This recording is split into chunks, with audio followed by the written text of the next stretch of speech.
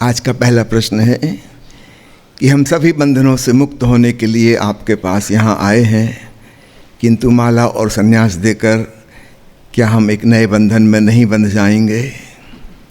जी नहीं, आपकी समझ में भूल चूक हो रही है।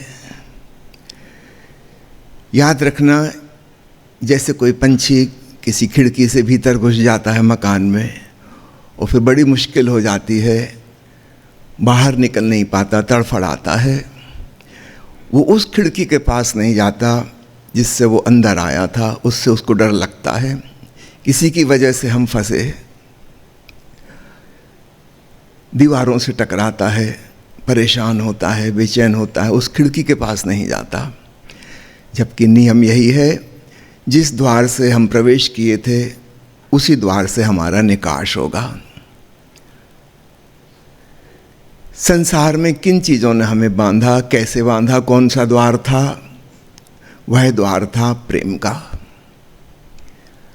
हमें संसार के व्यक्तियों से, वस्तुओं से, घटनाओं से, धन से, पद से, ईर्ष्या से, शिक्षा से, ज्ञान से, इत्यादि इत्यादि चीज़ों से लगाव उत्पन्न हुआ, कामनाएं उत्पन्न हुई, वो कामनाएं हमारी बंधन बनी।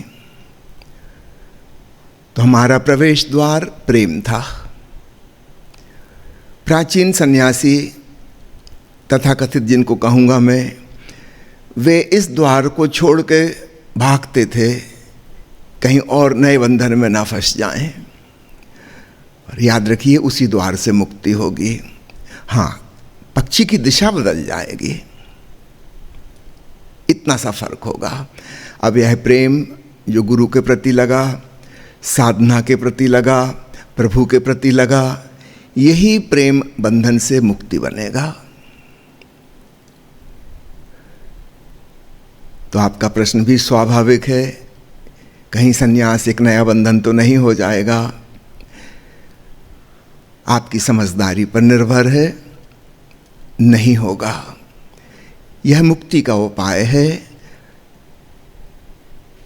अपने प्रेम की दिशा हम परिवर्तित कर रहे हैं, विराट आकाश की ओर लगा रहे हैं, तो स्वभावतः हम इस पिंजड़े के बाहर हो जाएंगे।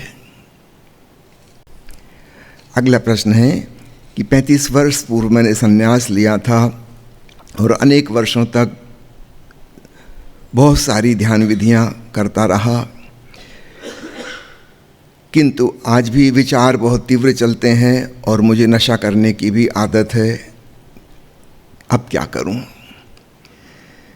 अगर तो आप विचार के विरोध में जाकर शत्रु भाव से उनसे जीतना चाहेंगे, कभी भी न जीत सकेंगे। अक्सर ऐसा होता है, ध्यानी व्यक्ति के ऊपर विचार और बुरी तरह हमला करते हैं। इतना सामान्य व्यक्ति को नहीं सताते, क्योंकि उसके भीतर विचारों के प्रति कोई प्रतिरोध, दुश्मनी नहीं है। अगर आप दुश्मनी ठान लेंगे तो जैसा कि मनोवैज्ञानिक नियम का नाम आपने सुना होगा, the law of reverse effect, विपरीत परिणाम का नियम, वो शुरू हो जाएगा। आप जिससे बचना चाहेंगे, जिसको हटाना चाहेंगे, वो तेजी से आक्रमण करेगा। अधिकांश ध्यानियों के संग यही मुसीबत हो जाती है। विचार को तो क्या, आप एक मक्खी को भगाओ, वो लौट लौट के वहीं आएगी, उसके अहंकार को भी चोट लगती, कौन हो हटाने वाले। आप कुत्ते को भगाओ, शायद वैसे उसको इतना इंटरेस्ट नहीं था, लेकिन जब आपने भगाया तो उसको भी इंटरेस्ट आ गया। किसी आदमी को मजा चखा के बताते हैं कौन है भगाने वाला। इस नियम का ख्याल रखिएगा। हमारी दृष्टि नेगेटिव नहीं होना चाहिए कि विचार से बचना है, कि इस भावना से बचना है, कि इनको हटाना है, निकालना है। हमारी दृष्टि पॉजिटिव पे होनी चाहिए। ओंकार श्रवण करना है, प्रेम पूर्वक, भाव पूर्वक, श्रद्धा पूर्वक, ये एक पॉजिटिव पॉइंट है। आप किसी के शत्रु नहीं हैं इसमें, आप एक नया प्रेम उत्पन्न कर रहे हैं परमात्मा की ध्वनि के प्रति। परिणाम वही होगा। आप कोई भी ध्वनि सुने, मैं सिर्फ ओंकार की नहीं कह रहा हूं, कोई भी ध्वनि आप सुने, उस समय विचार नहीं आते। यद्यपि हमने विचार के साथ सीधा सीधा कुछ भी नहीं किया। श्रवण के अलावा अन्य इंद्रियों का उपयोग भी आप कर सकते हैं। जब आप एक फूल की खुशबू ले रहे हैं, आप गौर करना, उस समय मन निर्विचार हो जाता है, आपकी पूरी ऊर्जा सुगंध लेने में लग गई। आप स्वाद लेने के संग वही कर सकते हैं।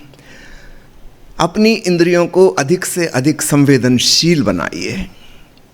शराब पीकर आपने उनको डल बना लिया है, बेहोश कर दिया है, नहीं, आप गलत दिशा में जा रहे हैं। ध्यान यानी होश, शराब यानी बेहोशी, ये दोनों चीज़ें एक साथ कैसे चल सकती हैं? कई लोग मुझसे आके पूछते हैं कि क्या मांसाहार छोड़ना जरूरी है? भाई आप स्वयं सोच लो। मांसाहार का मतलब है मैं अपने क्षुद्र स्वाद के लिए किसी के प्राण लेने को तैयार हूं,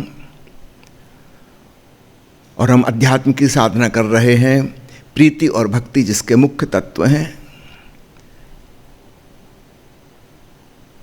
एक ध्यान जागृति मुख्य बात है और दूसरी प्रीति मुख्य बात है। ओशो कहते हैं मेरे सन्यास के पंछी के दो पंख हैं, होश और प्रेम। आप खुद जरा सोचो, जब आपको दूसरे की जान लेने में संकोच नहीं है बेवजह, क्या आपका हृदय प्रेमपूर्ण हो पाएगा, या आप पाषाण हृदय बिल्कुल पत्थर दिल हो जाएंगे? दोनों चीजें एक साथ कैसे चल सकती हैं? ठीक वैसे ही ध्यान और शराब भी नहीं चल सकते।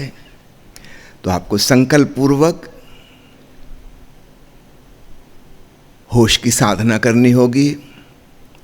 अभी मैं यह नहीं कह रहा हूं शराब के अगेंस्ट, मैं कह रहा हूं होश की साधना। निश्चित रूप से जो जो चीज़ें बाधाएं डालेंगी वो अपने आप छूटेंगी।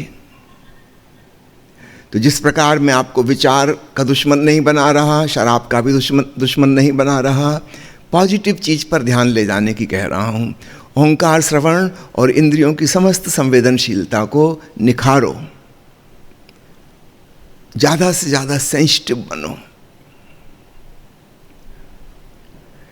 ज़्यादा प्रेमपूर्ण, ज़्यादा होशपूर्ण, ज़्यादा संवेदनशील। आप पाओगे विचार कम होने लगे, बीच बीच में निर्विचार के गैप आने लगे, यद्यपि हमने सीधा विचारों के संग कुछ भी नहीं किया।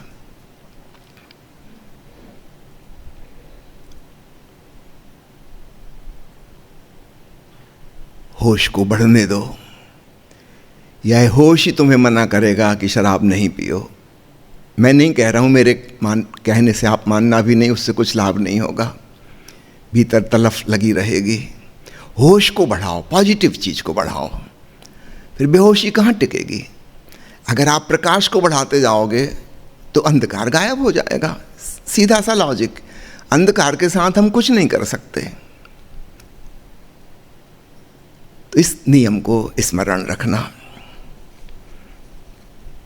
अगला सवाल है कि ध्यान और होश के बारे में जाना, किंतु संसार में जाकर ना चाहते हुए भी फिर ध्यान से दूरी बन जाती है।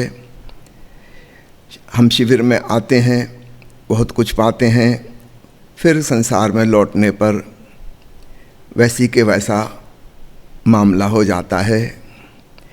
इसका क्या उपाय है? पहली बात, आपने जो जाना है, अनुभव किया है, उसमें सातत्य बनाए रखिए, कंटिन्यूटी। यहाँ एक माहौल था, स्पेशल वातावरण था, एक कॉस्मिक कॉन्शसनेस, सामूहिक चेतना कार्य कर रही थी। 150 अन्य मित्र भी उसी दिशा में गति कर रहे थे, आप भी गति कर गए। निश्चित रूप से संसार में जहाँ लोग इसकी विपरीत दिशा में यात्रा कर रहे हैं, वहाँ आपको थोड़ी मुश्किल आएगी, लेकिन उस मुश्किल को आप एक चुनौती की तरह लीजिए, चैलेंज की तरह, कठिनाई की तरह नहीं। Take it as a challenge. और आप पाएंगे वहाँ भी होश सधने लगा, वहाँ भी ओंकार श्रवण होने लगा, वहाँ भी आप संवेदनशील होने लगे। ये आपके भीतर की बात है, बाहर की परिस्थितियाँ इसमें कुछ नहीं कर सकती, आपके संकल्प और निर्णय की बात है। इस बार जब आप यहाँ से लौटें तो इसको करके देखना, रोज़ सुबह से उठते ही से याद कर लेना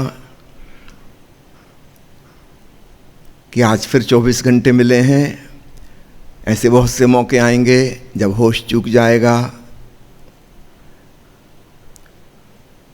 मुझे फिर याद करना है।